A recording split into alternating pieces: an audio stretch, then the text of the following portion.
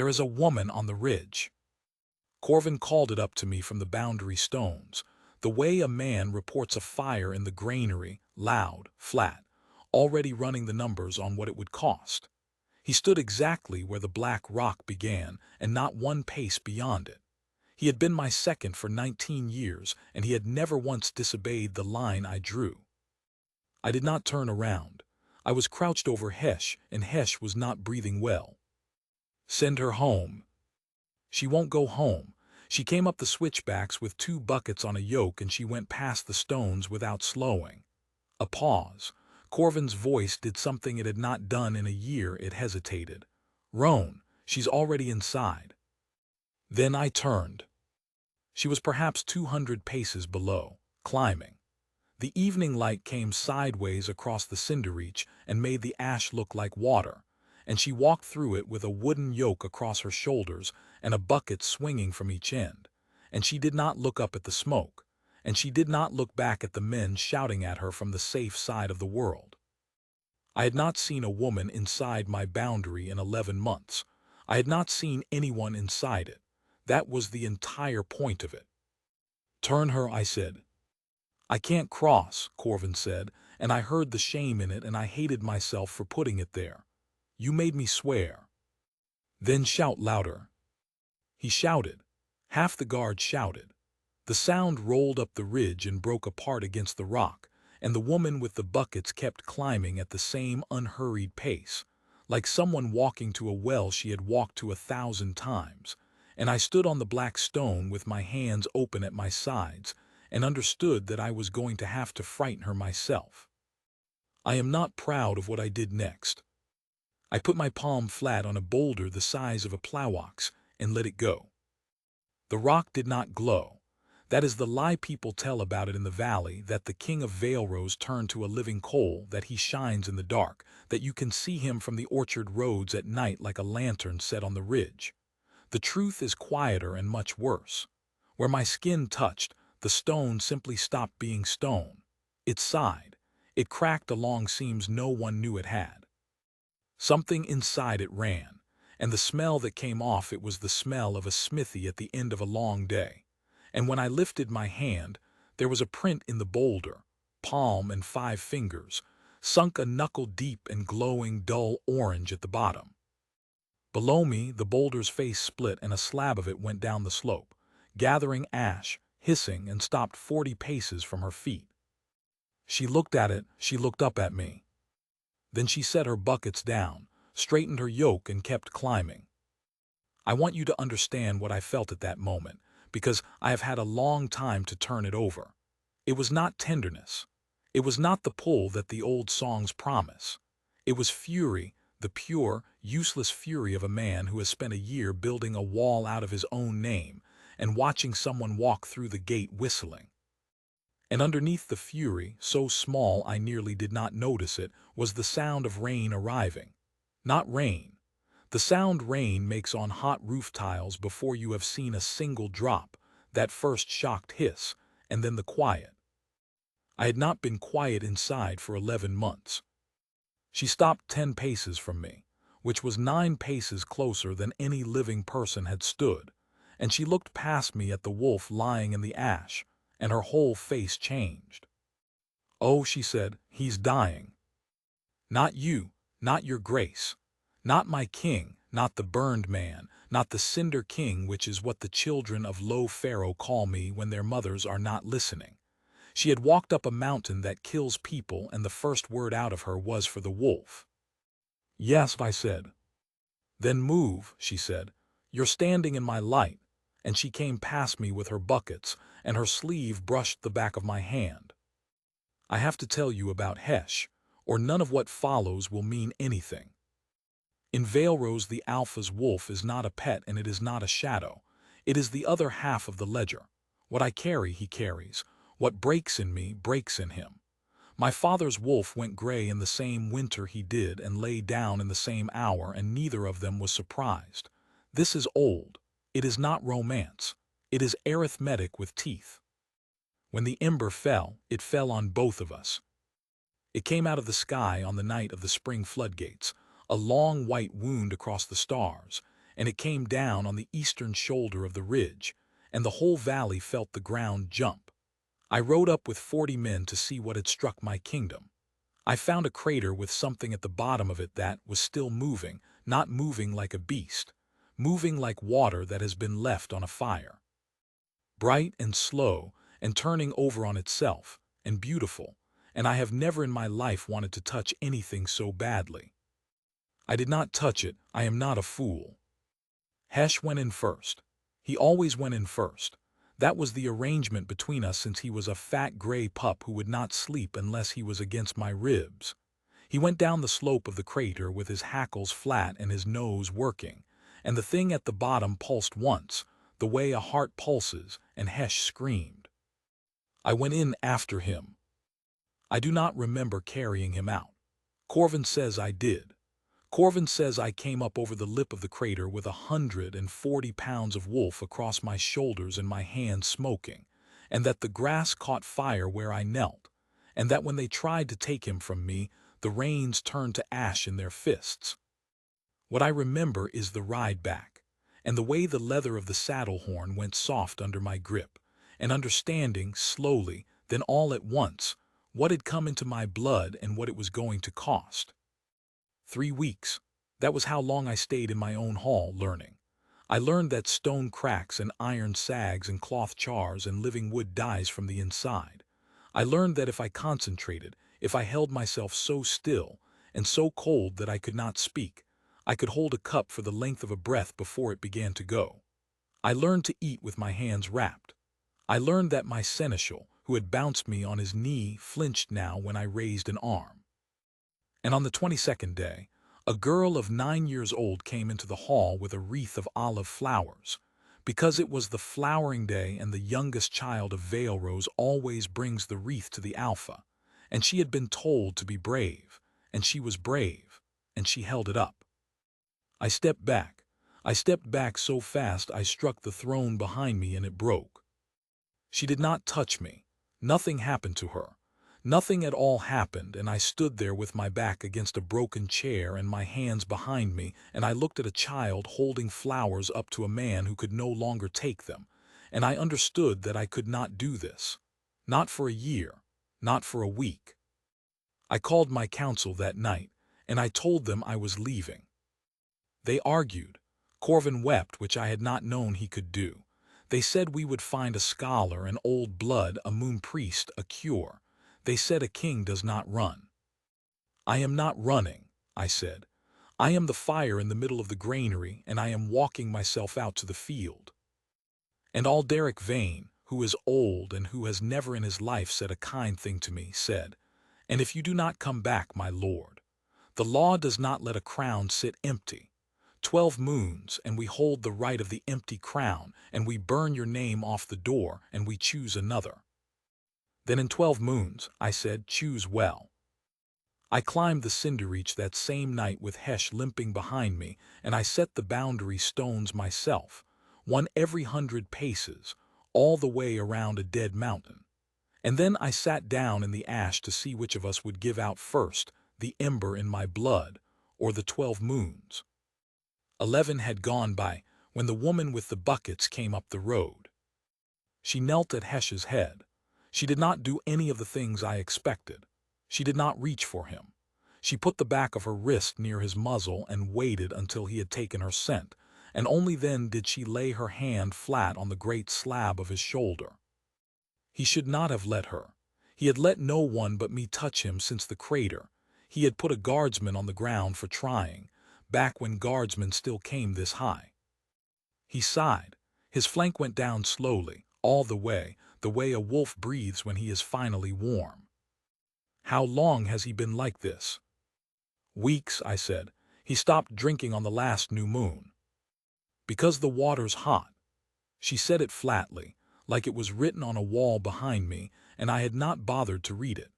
She turned her head and looked at the seep at the base of the black outcrop where I had been carrying water from in a cracked clay basin, and she made a small sound of disgust. That's not water, that's tea. He can't cool himself with it. He's boiling from the inside, and you've been handing him a kettle. Every spring on this ridge is warm, I said. Every spring for 4 leagues, the ground I stopped. There was no reason to explain myself to a water carrier. The ground is not what it was. I know, she said. That's why I brought it up from Low Pharaoh. I looked at her buckets. Low Pharaoh sits at the bottom of the second orchard terrace. It is 9 miles from the boundary stones, and every one of those miles goes up. I stood there and did the arithmetic of a full yoke, 2 buckets, a woman's shoulders, 9 miles of switchback, and my mouth went dry in a way that had nothing to do with the ember. You carried water up the cinder reach. I carry water everywhere, she said. It's what I do. She was already tipping the first bucket into her cupped palm, holding it under Hesh's muzzle, patient as a stone. Sorrel, since you're not going to ask. You should not be here, Sorrel. No, she agreed. His tongue moved. She refilled her palm. But he should not be dying, and here we both are. Here is what she did not know, and what I did not tell her that first evening, because I did not yet trust myself with the shape of the sentence. If Hesh died, I would follow him inside the hour. Not from grief, from arithmetic. The bond does not care what you want. My father's wolf lay down, and my father lay down. In Vale Rose we do not even have a separate word for a bonded wolf's death. We call it the halving, and everyone understands that both halves go. I had made my peace with it. That was the whole design of the exile, if you want the truth of it. A dead mountain, a dying wolf, 12 moons, and no one below to watch it happen. I had thought it out very carefully, the way I have thought out everything since I was 17 years old and my father's hand came off my shoulder for the last time. And then a water carrier walked in with 2 buckets and started interfering with my arithmetic. She stayed until the light went. She did not once ask me to help. When she stood, her palm print was on Hesh's shoulder in dark wet fur, and his eyes were open, and he watched her go the way he used to watch the gate when I was late back from the hunt. At the boundary stones she stopped and looked back up at me, a small figure against the last of the orange, yoke empty across her shoulders. Tomorrow, she called. Don't. You've got 100 boundary stones, she called back, and only 2 hands, and you can't put either of them on me. She was down the first switchback before I understood she had made a joke. She came the next day at mid-morning. She came the day after that. On the 4th day it rained on the valley. I watched it come across the terraces from above, watched the olive rose turn silver, and it did not rain on the cinder reach, because the ridge had not taken rain in 11 months, and she climbed up out of the wet with her hair stuck to her forehead and her buckets full and said, "Well, that was an insult," and went straight to the wolf. He was standing by then, not walking, standing. She had rigged a shade of oilcloth over him with 4 sticks and a length of cord, and had scolded me when I tried to reposition it, my hand within a foot of the cloth, and she had put her body between me and it without any apparent thought and said, "Don't, you'll cook it," and moved it herself, and only afterward did she seem to hear what she had done. We looked at each other for a moment across the wolf. "I meant no disrespect," she said. "You have done nothing but disrespect me for 4 days," I said, "and it is the only thing on this mountain that has not tried to kill something." She smiled. She had a slow, unhurried smile, the sort that arrives at its own pace and does not care that you are waiting. I did not smile back. I could not have told you at that moment what my face was doing. I want to describe her honestly, because in the valley they tell it wrong now. They tell it as though a light came down. They say her hair was white as a luna's and her eyes were silver, and the ash bloomed where she walked. The ash did not bloom. She had brown hair she wore in a fat plait to keep it out of the water, and a burn scar on her left forearm from a cook pot when she was 6, and shoulders that came from 20 years of the yoke, and a plain sun-dark face that did nothing at all extraordinary until she looked directly at you. And then you noticed that she was not afraid of you and had not been for some time, and it was the most disorienting thing in the world. She was 31. She had no husband, no mate, no pack standing to speak of. Her mother had been a springkeeper's daughter from a village that is not on the maps anymore, and her father had been nobody in particular, and she had spent her life doing the one job in Vale Rose that no one thinks about until the year it goes wrong. That year had gone wrong. That was the thing I only slowly began to understand. The cold spring's still cold, she said on the 6th day, sitting on a rock and eating bread while Hesh dozed against her knee. That's where I draw from. It's the last one on the West Terrace. The others went warm last autumn, first the Faro well, then the deep one at the mill, then all 4 of the channel heads above the olives. Warm, I said. Warm and rising, she tore the bread. Rills of it now. The channel at Hallow Bend steams at dawn. My uncle put a hand in the mill race last week and pulled it out red. Something in my chest changed its position. How far, I said, is Hallow Bend from this ridge? 6 miles. And the Faro well? 8, she stopped chewing. Why? Because the ember did not just fall on me, I thought. Because it went into the ground, and the ground has been carrying it for 11 months the way a body carries a fever, and I have been sitting up here on the top of it congratulating myself on how nobly I was containing the fire. I looked down at my own hands. Then I looked past her down the black slope at the first gray line of dead olives on the highest terrace where the roots had begun to fail last spring, and which I had told myself was drought. Sorrel, I said, how many wells in the valley are cold? She counted. It did not take her long. That is the part I remember, how little time it took her. 11, she said, out of 31. Then, watching my face, 9 if you count honest. The 2 at Marrow Row have a taste now. That night, I went to the eastern shoulder for the first time in half a year. The crater is a mile across, and it does not look like the sky did it. It looks like something is coming up. In the 11 months since, the floor of it had lifted, I am certain of this. I marked it, and the seams that ran out from it into the black rock had widened until you could put your arm into some of them. And if you lay flat and put your face near, the air that came out of them was not smoke. It was steam. It smelled of iron and salt, and far down, a long way down, there was a sound like a full pot on a low flame, and it did not stop. The ember had not landed on the cinder reach. The ember had found something under the cinder reach. A vein. Old ore, sleeping in the roots of the mountain since before there was anyone here to name it, and the thing from the sky had woken it, and it was walking outward under my kingdom at the pace of a hot spring, and the wells were the first to tell. And I had answered this by moving myself 9 miles up a hill and holding very still. I knelt on the lip of that crater for a long time. Hesh had followed me, the first walk he had taken in a month, and he leaned his whole weight into my leg, and neither of us said anything, because that is the arrangement.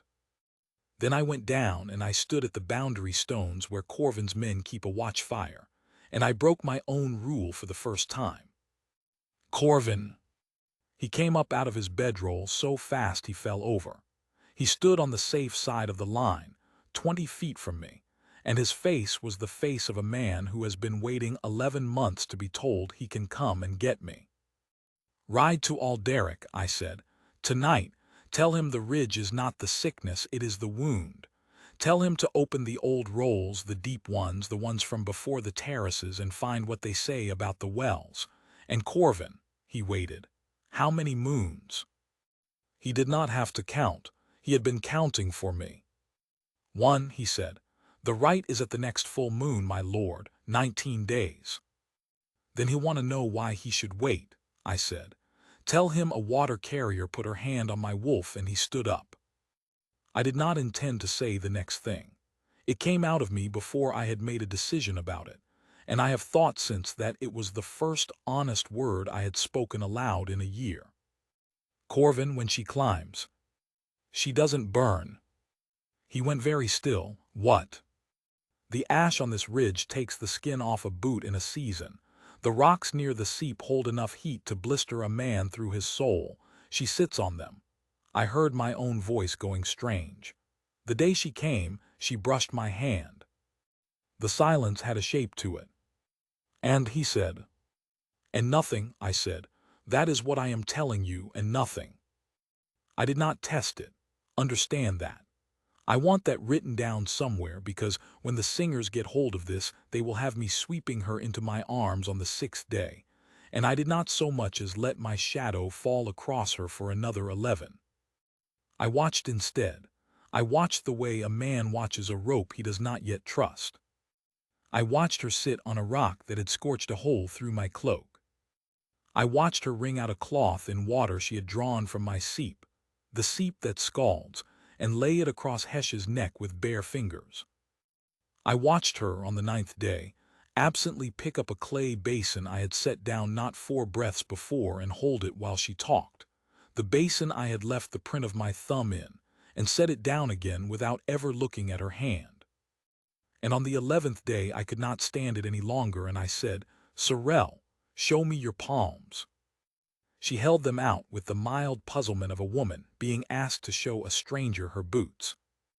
They were a laborer's hands, callous at the base of every finger, the yoke stripe across the inside of both shoulders that I could not see but knew was there, a crescent of old scar, and nothing else.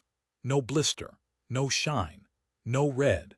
11 days on a mountain that had eaten a company of my father's guard when it was still only rock and sun. "Your mother's people," I said, "the spring keepers, what did they do?" "Kept springs." She let her hands drop. "It isn't a mystery, my lord. Clear the head, dress the stone, sing the count so the children remember which well is which.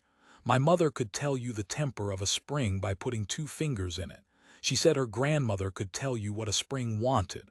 Her mouth twisted, fond and tired. She also said her grandmother drank." "And the old wells," I said, "the deep ones before the terraces." Something crossed her face then. I saw it and I did not understand it. "There's a rhyme," she said slowly. "For counting, every water child learns it.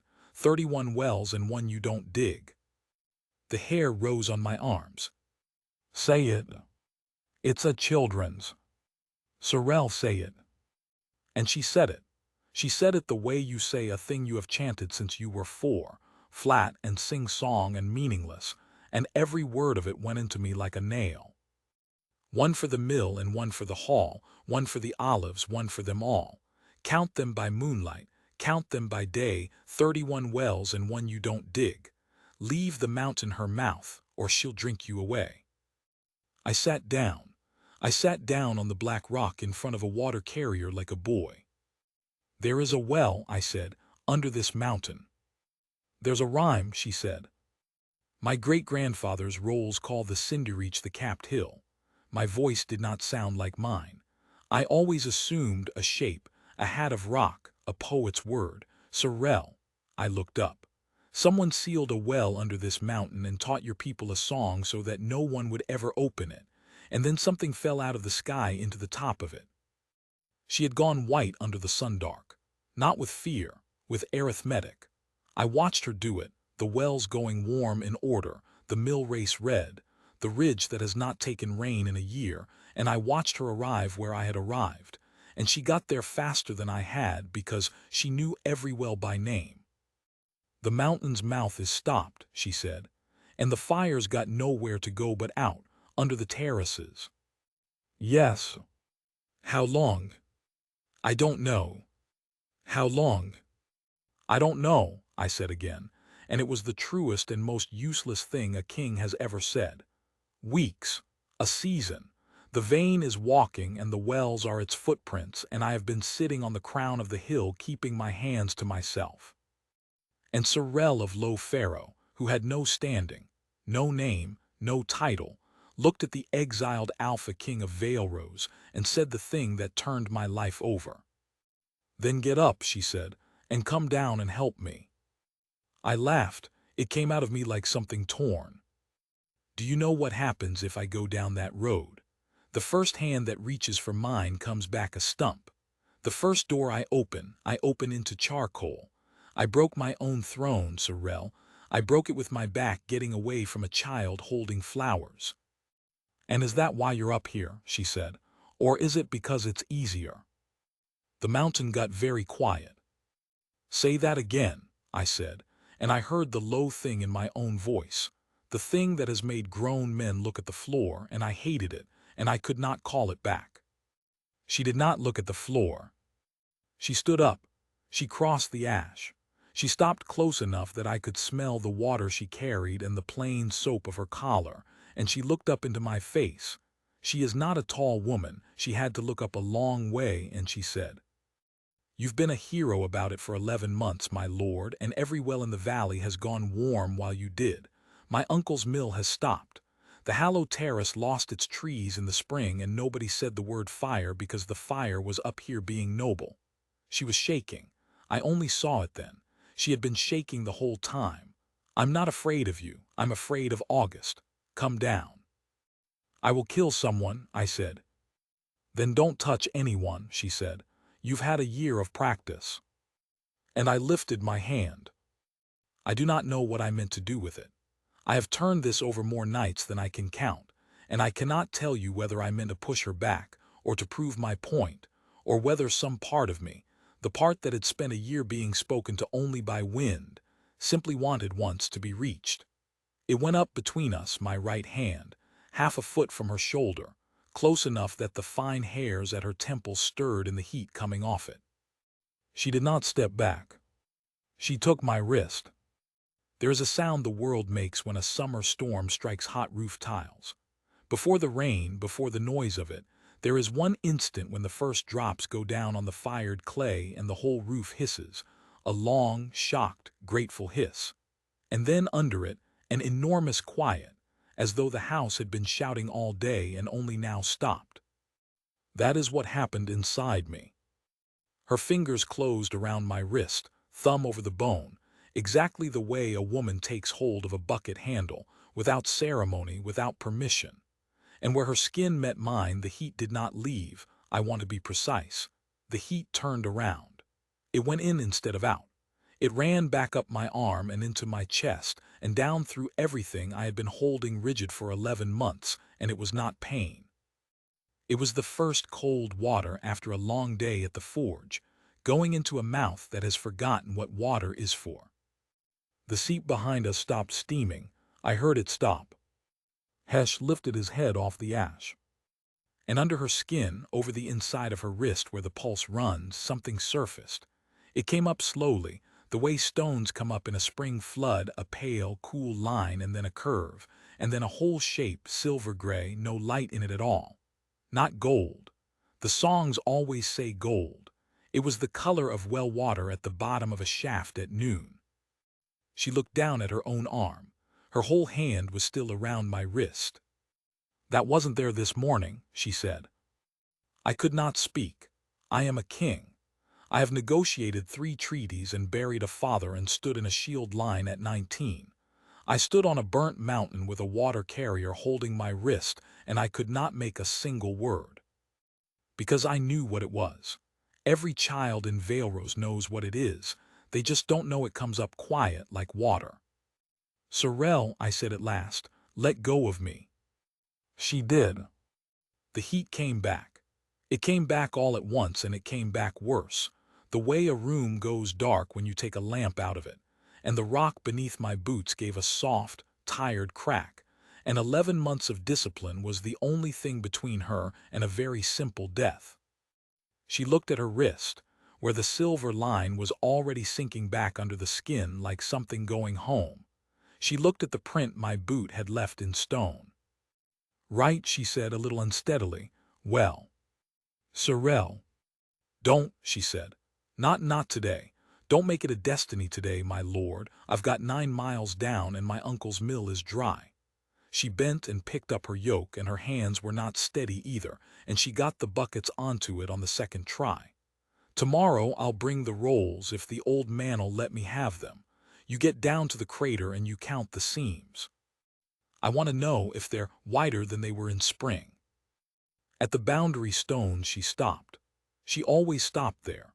But this time she stood a while with her back to the valley, looking up at me across 100 paces of ash and last light, and I do not know what she was thinking, and she has never told me, and I have never asked, because some things belong to the person who thought them. My mother said something once, she called, about the springs. She said fire's not the enemy of water. She said water's just the only thing patient enough to say no to it. Then she went down the switchback with an empty yoke, and I stood there in the dark with my hand still open in front of me like a fool, feeling the heat pouring off it into a mountain that had 11 months of my kingdom's water sitting under it, waiting. 19 days to the right of the empty crown. 16, by the time I understood what we would have to do. She brought the rolls on a mule. That is not romance either, but it is the truth, and it is the memory I would take with me if I could keep only one. Sorrel of Low Pharaoh coming up the last switchback at dawn leading a bad-tempered mule with 2 chests of my great-grandfather's water rolls strapped across its back, and Alderic Vane, 78 years old, walking behind it with his robes tied up around his knees. He had crossed the boundary stones. He was the first man to do it. He stopped in front of me and he was breathing like a bellows, and his old wolf-yellow eyes went over me from crown to boot, the wrapped hands, the scorched cloak, the beard I had not touched in a year. "You look appalling," he said. "Alderic." 12 moons I have been drafting the right, he said. 12 moons of the finest legal prose of my life, and this creature, a bony thumb at Sorrel, who was unstrapping the chests and paying no attention to either of us, arrives at my door at midnight and tells me the ridge is a lid. "It is a lid." "I know it is a lid," he snapped. "I have known it for 6 days since Corvin's rider woke me and I went into the deep rolls. Do you imagine I would have climbed this hill for the pleasure of your company?" He was already fumbling at the first chest, hands shaking with age and hurry, spilling calf-hide sheets into the ash. "Here, here, your great-grandfather's 3rd summer. Read it." I could not hold it. He remembered, halfway through offering it, and his whole face crumpled for a moment. And then, because he is a very old man and a very hard one, he simply laid the sheet flat on a rock and put 4 stones on the corners and stood back so I could look. The hand was cramped and brown. It listed 31 wells with their depths and tempers, and beneath the 31st, in a different ink, pressed so hard the quill had gone through. Item, the deep shaft beneath the capped hill, being the mouth of the mountain, stopped and sealed in my grandfather's time when the water beneath ran hot and would not cool. Item, the seal is of black stone and iron and is not to be broken while any other well runs cold, for the mountain must drink or it will burn. Item, the keepers are charged to know the count, and to teach it to the children in a song, so that when the count fails, one will remember. I read it twice. Then I read the last line 4 times, and the whole of the cinder reach seemed to tilt very slightly under my feet. So that when the count fails, one will remember. I turned around. Sorrel was on her knees beside the mule with a coil of rope over her shoulder, counting the wells of veil rose on her fingers, moving her lips, checking herself against a rhyme she had learned at 4 years old before she could read her own name. 9 cold, 9 if you counted honest. The count had failed, and one had remembered. Alderic Vane sat down on a rock that would have taken the skin off a younger man, and did not appear to notice. "There is a stair," he said. "Where?" "Under the eastern shoulder. Your great-grandfather's mason cut it, and then your great-grandfather hanged him for cutting it, which is how I know it exists. The pardon roll for his widow gives the reason." The old man's mouth was a thin, dry line. 91 steps, black stone, sealed at the bottom with a plug of iron and blackstone 8 feet through. It is not a door, Roan. Doors open. It is a stopper. I looked east, where the crater lay under its own haze. The ember went into the top of the shaft. "The ember went into the hill," Alderic said, "which is the cork, and it has been heating the cork for 11 months, and the water beneath the cork has been going into your kingdom's wells because it has nowhere else to be. It is not the fire that is walking, boy. It is the water. The mountain is trying to drink and cannot, and so it is spitting." Sorrel stood up from the mule with a coil of rope on her shoulder. Then we pull the stopper, she said. Alderic laughed at her. Not cruelly, he laughs at everyone. It is his form of address. But I saw her chin come up half an inch, and something in me stood up with it. Child, 8 feet of blackstone and iron. There is not a hammer in Vale Rose. There is not a hammer in Vale Rose, I said, and there has never needed to be. Both of them looked at me. I held up my right hand, unwrapped it slowly, and laid my bare palm flat against the boulder I had scarred on the day she came. Into the print I had left there, 5 fingers deep and dull orange at the bottom. The rock sighed. It sighed and it opened, a black seam running away from my hand like a crack across a frozen pond, and a slab the size of a table went down the slope and broke. There is a hammer, I said. It has been sitting up here for 11 months being noble. That is the moment the singer should have. They will not use it. They will use the throne room. They always use the throne room. But that was the hour when I stopped being a fire in a field and became a tool with a use. Then Alderic said, and the water, and everything got harder. What of it? When the stopper cracks, boy, think. There is a body of water down there the size of a lake, and it has been sitting against a hot floor for 11 months, and the only reason it has not gone to steam is the weight of 8 feet of blackstone and 91 steps of dead air pressing down on it. He leaned forward on his knees.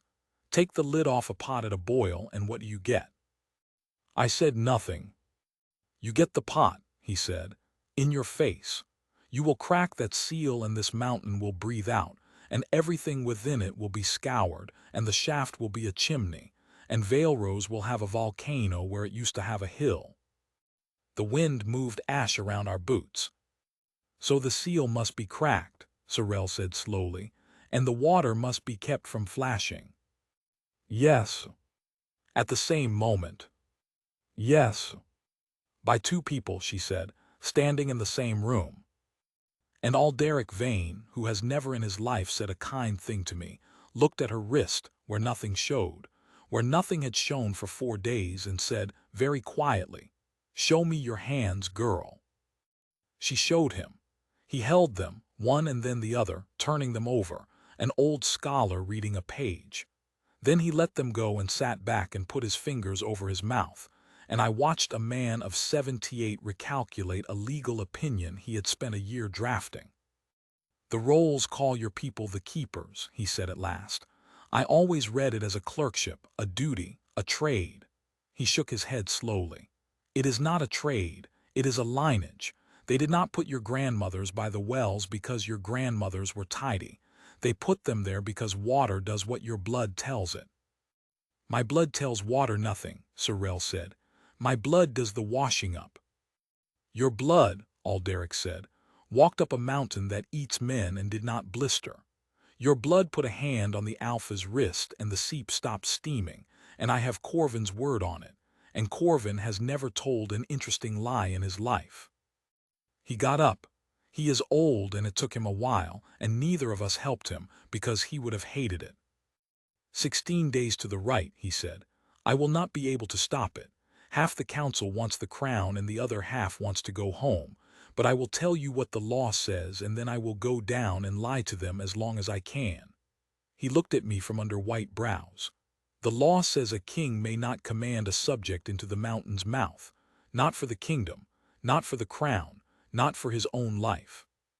If she goes because she chose it, in front of a witness, and if you press her by so much as a word, Roan, I will read you the statute in front of your own hall. I am aware of the statute. You are aware of the statute, he agreed. I am telling you because I have watched you for 31 years, and I know exactly how you will try to do this. He was right. Of course he was right. I had already decided, standing there, that I would go down the 91 steps alone. She knew.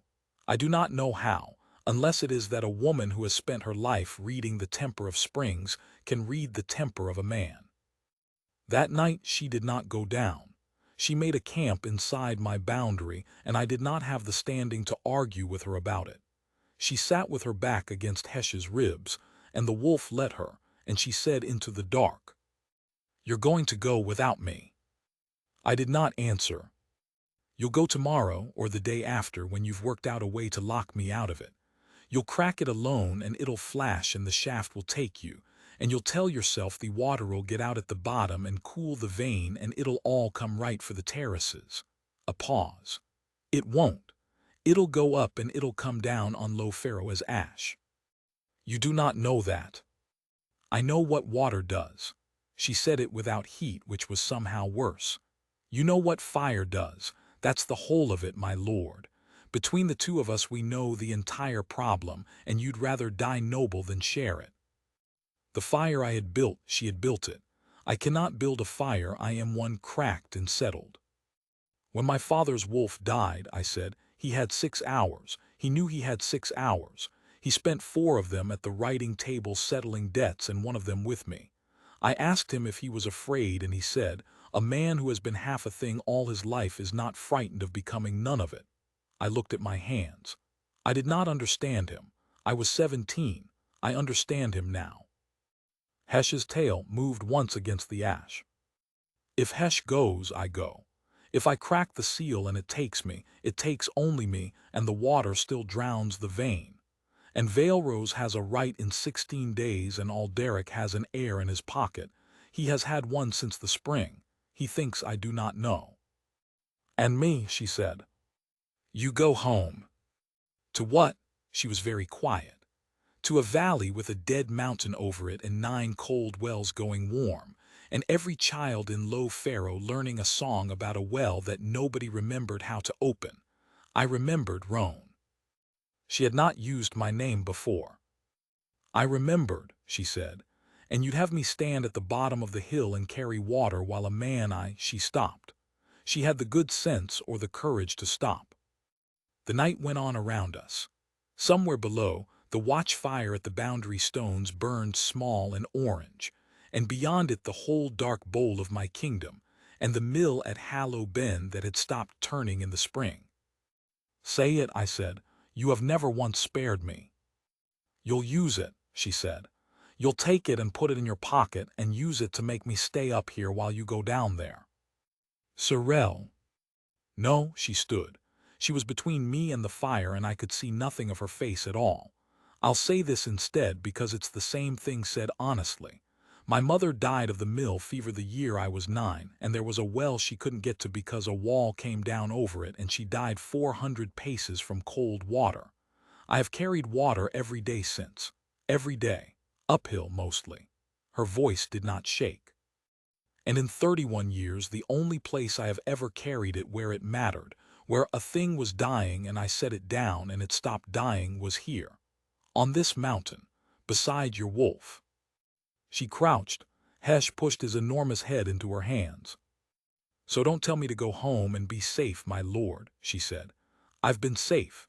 It's 9 miles down and it's full of warm wells." We went at dawn on the 13th day, because on the 12th day the ground moved. It was not much.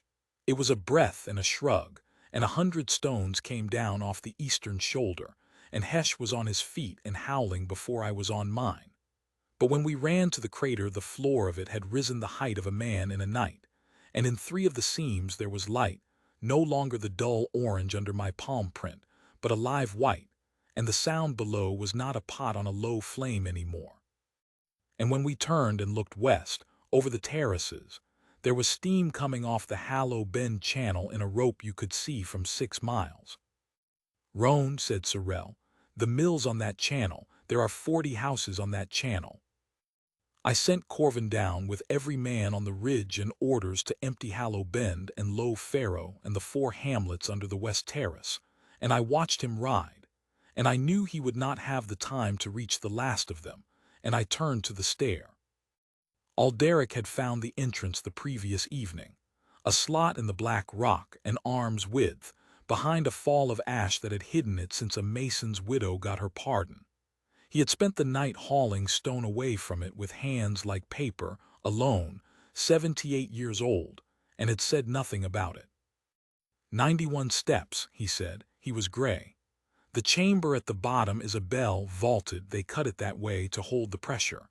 The plug is in the floor of the bell, not the wall. You will be standing on it. And the water.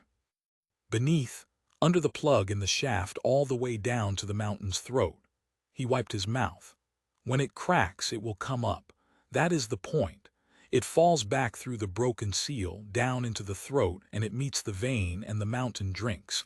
But it will come up first, and if it comes up as steam, the bell becomes a gun barrel and you are the shot. I looked at the slot in the rock. Then it must come up as water, I said. Alderic Vane took me by the arm, the first man in 11 months to lay a hand on me, and his sleeve began to smoke, and he did not let go. She goes of her own will, he said, or she does not go, say it back to me. She goes of her own will, I said, or she does not go. He let go.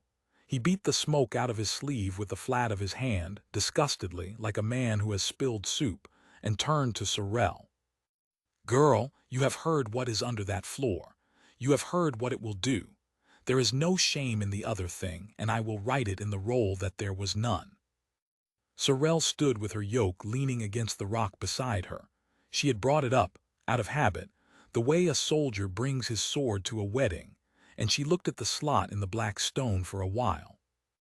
Then she reached over and took the yoke and laid it flat on the ground, carefully out of the way, where nothing would tread on it. I've climbed this hill 19 times, she said. I'm not going to stand at the top of it and go down the wrong way. She turned to me. She put out her hand, palm up, and waited, and did not take mine. She made me put it in hers.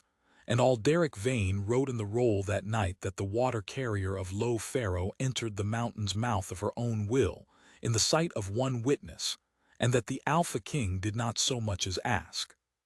91 steps. They go down inside the rock in a spiral so tight that a big man goes sideways, and the air gets thicker the way water gets colder. And by the 40th step the walls were warm, and by the 60th they were more than warm, and Sorrel put her hand flat against one and said, "That's fine." And I could hear the small hiss where her palm sat, and she did not so much as change her breathing.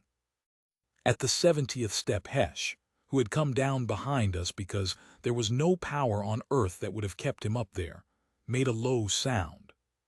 "He can't come further," Sorrel said. "He knows." He sat.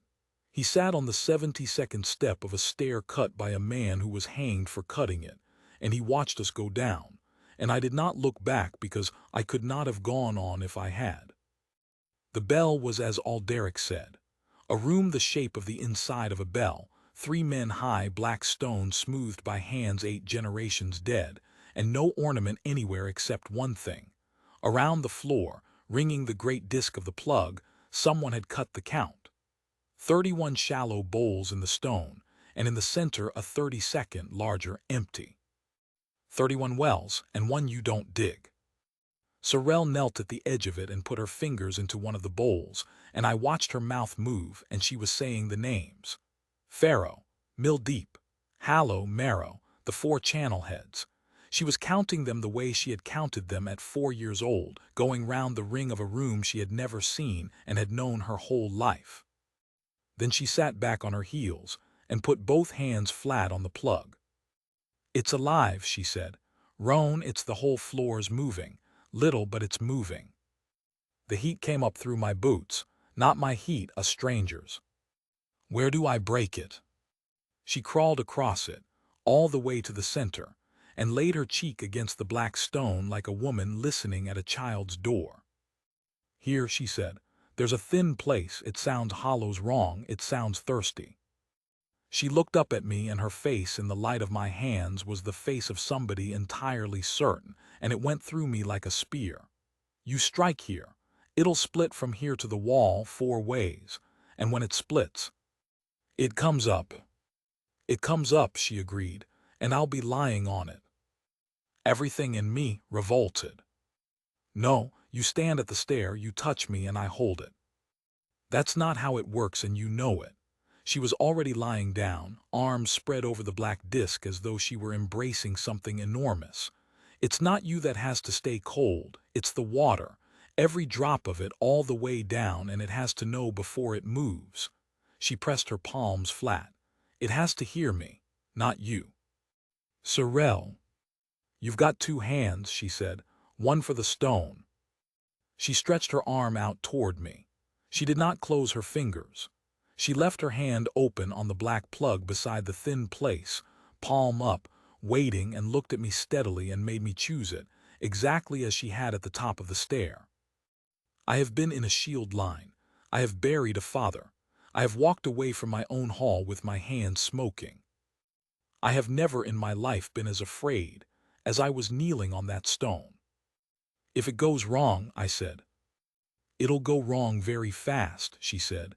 "I've thought about it. It's not the worst thing I've thought about." That is not comfort. "It wasn't for you." And then, because she was Sorrel, "Put your hand in mine, my lord, and hit the floor. My uncle's mill is dry."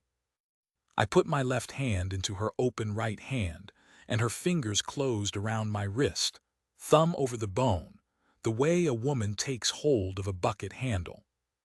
The hiss, the long shocked hiss, and then the quiet, the roof tiles, the rain, the shouting house going still. Cool ran up my arm and into my chest, and the seep of 11 months of fire found somewhere to go, and I saw, under the skin of her forearm, the silver-gray line come up like a stone in a flood. "Now," she said. I brought my right fist down on the thin place. "Blackstone does not break like rock. It breaks like ice on a river in spring. One enormous talk that you feel in your teeth before you hear it, and then a running, splitting, chattering noise going away from you in 4 directions faster than a man can turn his head. Then nothing. A whole second of nothing, and the plug lying in 4 pieces under us, and the great cold dark hole of the mountain's throat opening beneath the cracks. And then the water came up. I have seen a river in flood, and it is nothing. This was the whole weight of a mountain's patience arriving at once. It came up through the 4 cracks in white ropes taller than a man. It struck the vault of the bell and came down on us in a solid ceiling of falling water. And it should have been steam. It should have flashed and cooked us in the half of a heartbeat. And it did not. It was cold. It was cold the way the cold spring on the West Terrace is cold. The way the inside of a well is cold at noon. And it fell on the woman lying on the broken stone with her hand around my wrist, and her whole arm alight with a silver line that ran now from her wrist to her shoulder and up her throat. And she was saying something into the roar that I could not hear, and that I have never asked her to repeat. I looked at my own hand where hers held it. The fire was leaving me. Not burning out, not extinguished. It was going down my arm and into her and through her into the water, and the water was taking it away, down through the cracks, down the mountain's throat. 11 months of ember pouring out of a king's blood into a flood that had been waiting 8 generations for the count to fail. I felt the last of it go, and my hand, for the first time since the crater, was only a hand. And the water kept coming, and the bell began to fill, and I understood that we were about to drown in the thing that had saved us. She could not move. I found out afterward that she could not have let go, that her blood had a hold on the whole flooding column of it, and to open her fingers would have been to let a lake decide for itself what temperature it wanted to be, 6 feet under a hill above 40 houses. So I put my newly ordinary hands under her, and I lifted her, and I carried her up 91 steps with the water climbing the spiral behind us like something with an opinion, and her arm hanging down and the silver in it fatting slowly. And at the 72nd step there was a wolf, and he turned and went up ahead of us and did not once look back to see if I was following, because he could hear that I was.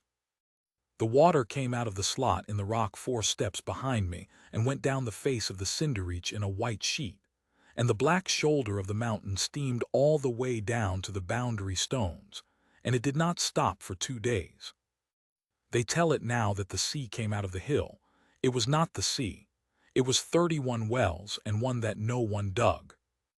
By nightfall the crater had filled and gone quiet, a black tarn with a skin of steam on it still now, the seams closed, the white light under the seams gone out like a lamp taken into another room. By nightfall the water was in the mountain's throat and had found the vein, and what happened down there I do not know and no one will ever know. But the noise of it came up through the rock for 2 days like something enormous swallowing, and then stopped. By the second dawn, the ropes of steam over Hallow Bend were gone. By the third, my great-grandfather's channels ran cold from the Cinderreach to the last olive on the last terrace, and the mill at Hallow Bend turned, badly, on a wheel nobody had greased in a year, and the sound of it carried 9 miles up a switchback road to a burnt ridge where a king sat on a rock with his bare hands open on his knees, looking at them, turning them over, laying his palm flat against the boulder with his own print in it, and feeling nothing at all except cold stone. Sorrel slept for a day and a half. Hesh lay against her back the entire time and growled at anyone who came near, including me, especially me. I have never been so glad to be growled at. When she woke, she looked at the ceiling of the tent Corvin's men had put up, and she said hoarsely, "Did it work?" "Listen," I said. She listened, 9 miles below, very faint, the mill. She closed her eyes and put her arm across them, and her arm was brown and scarred and calloused, and there was nothing on it at all, and I sat beside her on the ash of the Cinderreach and watched a water carrier weep with relief about a wheel, and if you want to know the hour I was lost, it was that one, and not the one with the flood. Alderic came up on the fourth day, looking like a man carrying a bill. "The right is in 3 days," he said. "I have delayed it twice. I cannot delay it a third time. Merk of the South Cross has the votes, and he is not, whatever you think of him, a fool. He will say correctly that the law is the law, that 12 moons is 12 moons, and that the throne of Vale-Rose does not belong to a man who has spent a year on a hill." "He is right," I said. Alderic stopped. He had come loaded for a fight, and I had taken the wall down. "He is right," I said again. "I left. Whatever the reason, I left, and the wells went warm while I was being noble." I looked down at the valley. "If he wants the crown, he must come and take it in front of the hall, and I will stand there while he does. But I will be in the hall, Alderic. I am done sitting above my own kingdom deciding what it can bear to see."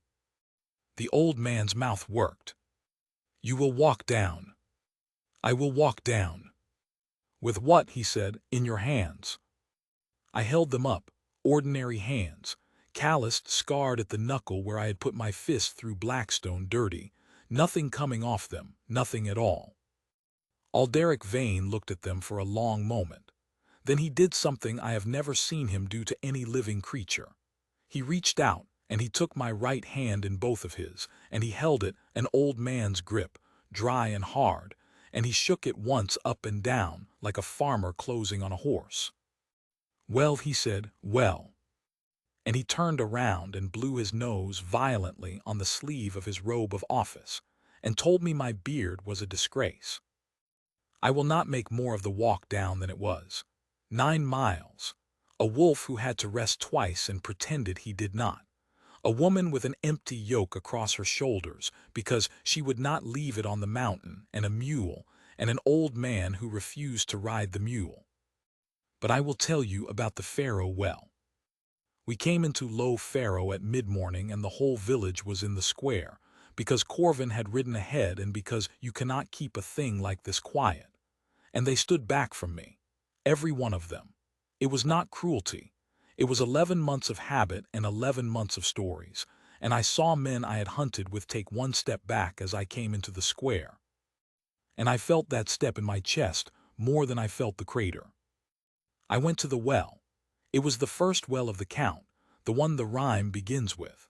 I turned the crank myself and brought up a bucket of water so cold the clay sweated, and I stood there with it in my 2 bare hands in front of 400 people who had watched their king turn into a thing that breaks what it touches. And I could not think of what to say. I have made speeches all my life. I stood in the square of Low Faro holding a bucket and could not think of one word. A child solved it, as children do. She came out from behind her mother's skirts, 9, 10, no older, and she walked across the whole empty ring of the square, and she stopped in front of me and held up her hands for the dipper.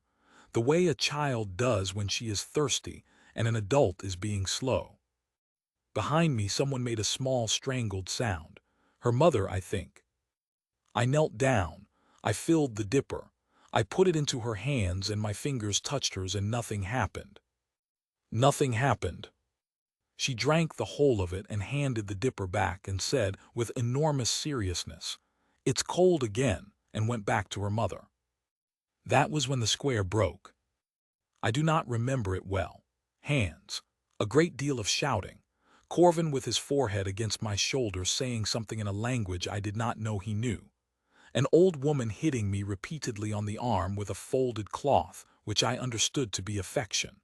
And through all of it I was turning, looking, because there was one person I wanted and I could not find her, and then I did.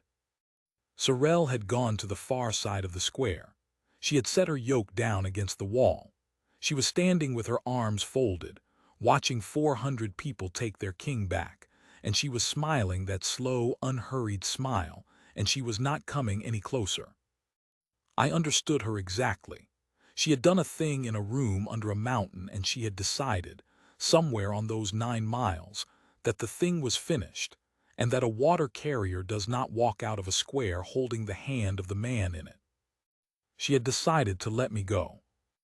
The rite of the empty crown is held at the full moon in the great hall of Vale Rose, and the crown is carried in on a cushion of black wool and set on an empty seat, and it must sit there through the reading of the 12 moons. And if the alpha does not stand and take it up before the last word, any alpha of the blood may. Merk of the South Cross stood at the foot of the dais in very good boots. The hall was full. It was fuller than it had ever been for a wedding or a burial, and along the west wall stood the whole of Low Farrow and Hallow Bend, mud on them, invited by nobody, and the guard had had the sense not to try. Alderic read the 12 moons. He read them properly. He is an honest man, and he read everyone, including the 11 when I was not there. I stood beside the broken throne, they had never mended it, and listened to a full account of a year in which my kingdom's wells went warm and I did not come down. Then he came to the last month, and he read the water rolls of my great-grandfather and the count of 31 wells, and the item concerning the mouth of the mountain.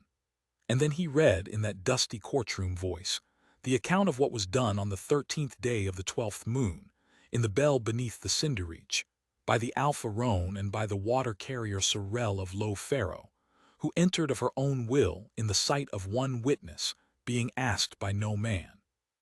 He put down the roll. "The crown," said Alderic Vane, "sits empty. Let him take it who can. And Merk, who is not a fool and not a villain either. He is a competent man with a fair claim, and I would have him at my back in a shield line." Merk looked at me for a long moment, and then he looked along the west wall at 400 people with mud on their boots, and he stepped aside from the dais and said, "Not today. I did not take up the crown. I want that in the record too. I went past it. I walked down the length of my own hall, past the crown on its cushion of black wool, and the whole room turned to watch me go, and I stopped in front of a woman standing against the west wall with an empty yoke leaning beside her. I did not touch her. I put my hands out, open, palm up, and left them there between us, and I said what a man may say and no more. "There is a hall behind me," I said, "and a crown in it, and I have not picked it up, because I will not carry anything else into a room where you are standing until you have told me what you want to be in it." The hall was so quiet I could hear the moths at the sconces. "I have nothing to offer that is not too heavy," I said. "You have carried enough uphill, so I will tell you the whole weight of it, and then you will say yes or no, and if it is no, you will go home to Low Farrow tonight with a mule of your own and the deed to the cold spring, and no man in Vale Rose will ever ask you a question about it again." I looked at her hands. She had them at her sides. "But I have been alone on a mountain for a year, Sorel, and the only cold thing in 11 months was you, and I did not know I was thirsty until you set a bucket down." She looked at my open hands for a long time. Then she said, in a perfectly steady voice that carried to the back of the hall, That's the most words you've ever used. Yes. You could have said, come here. No, I said, I could not. And Sorel of Low Pharaoh, 31 years old, no standing, no title, mother's people forgotten off the maps, put her 2 hands into mine of her own accord in front of the entire kingdom and closed them. There was no light, there was no mark, nothing came up under her skin and nothing burned and the moths went on knocking at the sconces. Only Hesh, halfway down the hall, stood up and shook himself from nose to tail, the way a wolf does when the long wait is finally over, and the sound of it in that silence was the loudest thing in the room. There is a stone bowl in the floor of my hall now, and a bucket beside it, and it is filled every morning from the Pharaoh well by whichever child of the village wants the walk, and it is the first thing any petitioner sees when they come in out of the sun. Alderic thinks it is sentimental.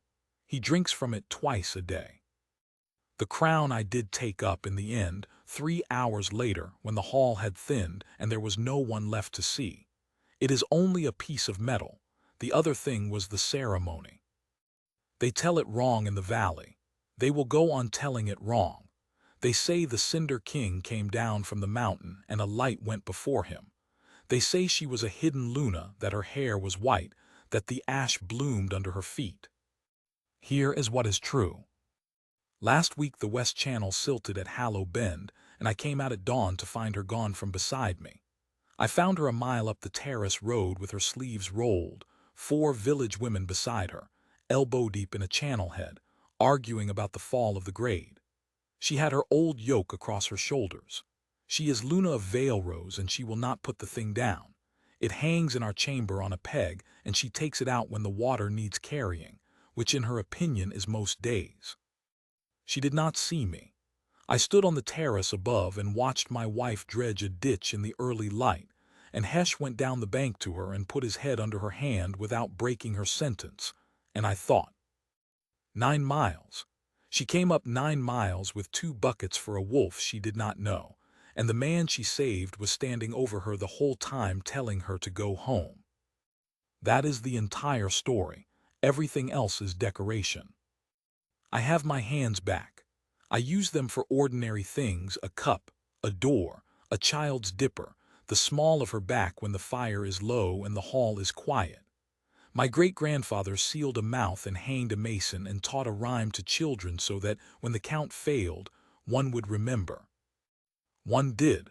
She came up the hill and told me I was standing in her light. I have moved. I do not intend to stand in it again.